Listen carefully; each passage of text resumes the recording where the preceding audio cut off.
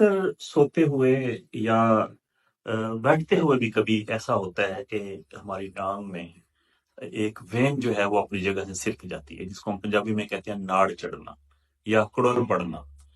ایک ناڑ کھینچی جاتی ہے اور اس طریقے سے کڑول پڑنا شروع ہو جاتے ہیں، اور یہ 2 سے 4 منٹ تک بھی بعض دفعہ یہ تکلیف رہتی ہے اور کافی تکلیف دہ ہوتی ہے۔ عموماً یہ وٹامن ڈی کی کمی سے اور ویکنس اور کمزوری سے، یا جب لوگ ڈائٹنگ پہ ہوں اس سے یہ شروع ہو جاتا ہے۔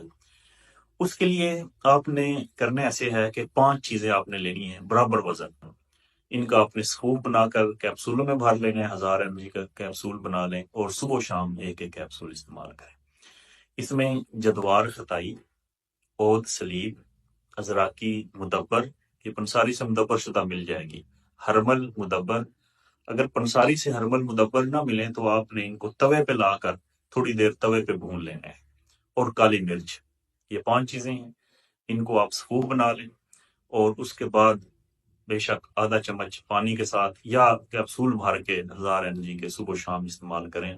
انشاءاللہ تعالی اس کے استعمال سے ایک جسم میں طاقت بھی آ جائے گی، اور یہ ٹانگوں میں درد، سن ہو جانا اور کڑل پڑنا، ناڑ چڑھنا، اس میں آپ کو بہت فائدہ ہوگا۔